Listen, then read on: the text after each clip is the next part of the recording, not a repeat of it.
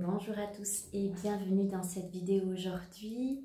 Donc aujourd'hui je suis venue aborder la thématique de l'état de gel des bébés, de certains bébés, suivant les conditions de la naissance.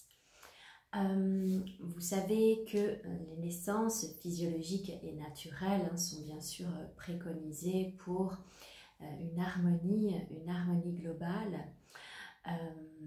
Dans le cas des accouchements dans les structures hospitalières, vous savez, il y a cette espèce de bac dans lequel on va mettre le bébé, son lit, son espèce de bac en plastique. Et le bébé, le nourrisson, se retrouve ici.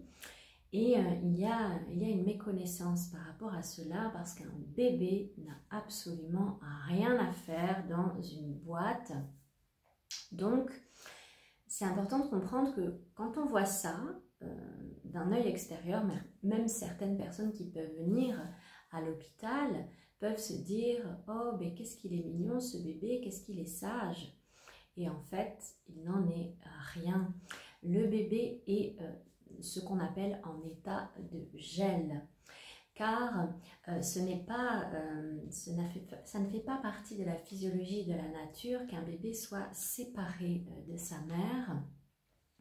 Donc, étant donné qu'il n'est pas en contact direct avec sa mère, eh bien lui, il est en état de survie, en état de vigilance quant à ce qui se passe autour de lui.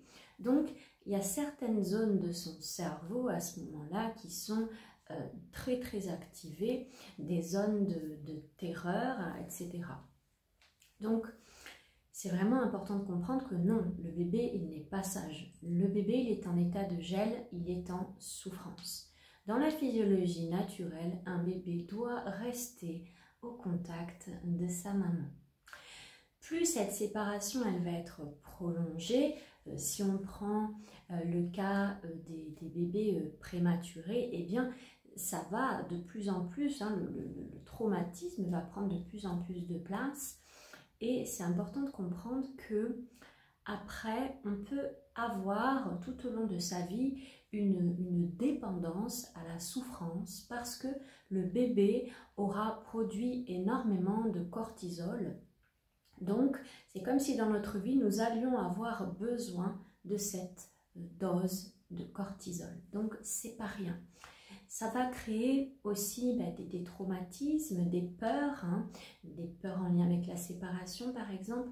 Donc c'est vraiment important de comprendre que non, bébé n'est pas sage, bébé est en état de gel et des zones de son cerveau sont activées et ça va.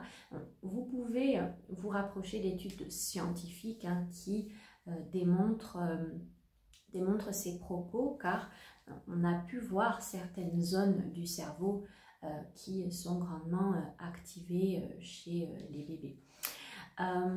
Et moi-même, qui ai été prématurée, eh bien, j'ai dû aller libérer ces espaces de grands traumatismes, de peur, parce que pour un bébé, ça n'a rien de normal, de naturel d'être séparé de sa maman dans une boîte. Alors moi, c'était un peu plus particulier puisque j'étais branchée à tout un tas de tuyaux, etc. Donc, c'est vraiment important de conscientiser cela. Un bébé doit vraiment être au contact de sa mère.